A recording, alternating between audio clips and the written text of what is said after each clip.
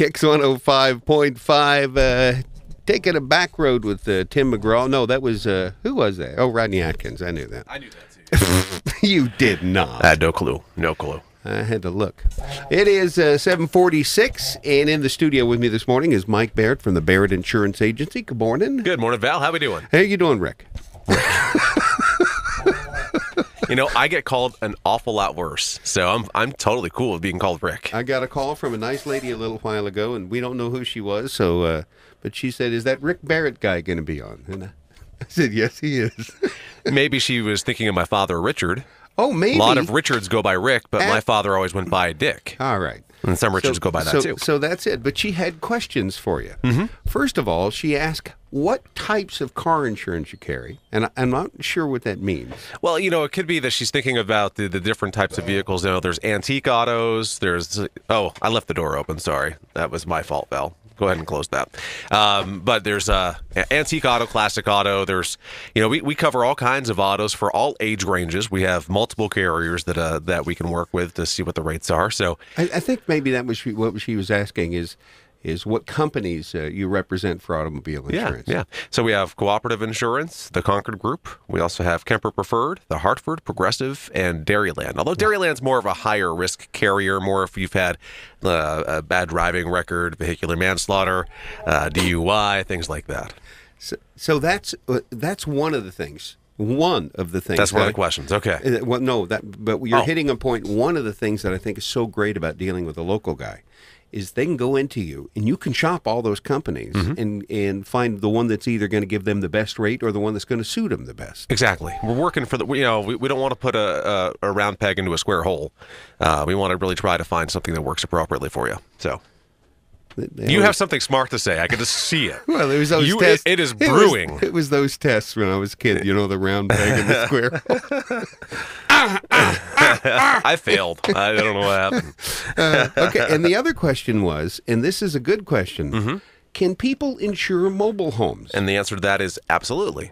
Oh, really? Absolutely, yes. And we have there's all kinds of companies out there beyond the companies even that we carry that insure mobile homes. Now, companies' appetite of mobile homes vary. There are companies that wouldn't touch them, but there are some companies out there. The Concord Group's a great example. If you have a brand new mobile home and you insure the Concord Group and don't have a lapse in coverage or don't cancel for non-pay, they'll keep you covered on a special form, comprehensive type coverage policy for the term, for the life of your policy, which is really nice. Some companies, over years, over a 10-year period, they'll reduce you from what we call a special form to a broad form, so you're going from a comprehensive policy that's not named perils to a down. Yeah. The older the home gets, the more likely mobile there homes are. do the opposite of a traditional home. They depreciate. Right. So, and they become more of a propensity for loss. So that's where that comes from. But there are also companies out there that don't care how old the mobile home is. The mobile home could be 15, 20, 30 years old or more. And as long as you meet the general requirements of the carrier, they will provide comprehensive coverage, in many cases offering flood and earthquake coverage built in. No kidding. Which is kind of cool. So, so yes, there's plenty of options. Some of the companies out there say, look, if they have not had existing mobile home coverage or existing coverage of any kind, we don't want them. That's just a few companies, but we have some that will take you regardless. That's good. Yeah. Now, you said that there are people who have probably heard from their agent or companies that they can't be covered in a mobile home, and you absolutely refute that. I've probably written a half a dozen that were told that. There's plenty of options. The cost is not all that bad. If you're saying to yourself, I have a mobile home compared to my buddy's frame home over here, mine should be a ton cheaper. That's incorrect. The rating's not that way because that's a totally different product. It'll be comparable. It'll be competitive in many cases, but it may not be. You may not be seeing a lower amount that you're expecting. First of all, mobile homes, just statistically, are more likely to be damaged by wind. Right. Things that may not damage a stick-built home can maybe more readily be damaged in a mobile home. The most common one, of course, is underneath with the frozen plumbing. Yeah. That happens quite often. Because it's not always well insulated underneath, so that there's a lot of possibility for loss under there. And then the roofs are not as pitched generally as a stick-built home. So there's collapse is an issue. Collapses. So much this year for sure. A lot of ice damming, which caused water to accumulate and just leak in. And so there's all kinds of different things that can happen. All right. But the answer is yes, Yes. you can be insured if you're in a mobile home. Absolutely. Okay, so I sidetracked you. You presumably had something you wanted to talk I don't about. remember anymore. It's no. Actually, what I'll do is we'll carry it on for next week, but I'll talk briefly about it because I know we're about 5 minutes or so into this. But I'm going to talk about how insurance companies use your credit information to rate your policy. Oh, no.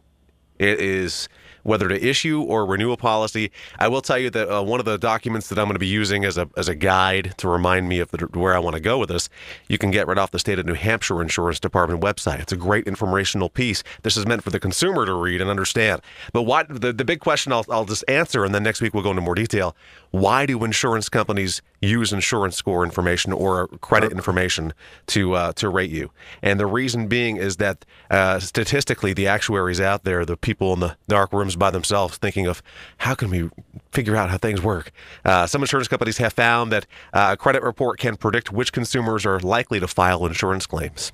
So statistically, if your score puts you in the range of less likely, why should you pay the same rate as those who are more likely? So it's interesting. And it started off with a couple of companies dipping their toes in the water, and it's kind of, at least for my office, everybody is doing it. I'm talking about the personal lines insurance, not commercial. So All right. All right. it's a good thing. Good to know. Good to know. Yes. All right. How you doing? I'm great. Things well? Yeah. You're looking thinner. Thank you. I'm trying to eat better. Okay. And drink something, they call it water. I've not been familiar with this water stuff. Yeah. If it's not coffee bean, I don't touch it. Here's something weird to me. There are people who don't like water. Uh-huh. To me, that's like somebody saying, I don't like breathing. Oxygen. People keep talking that oxygen is so good for you. I think it tastes bad. All right. We'll talk next week. Thanks.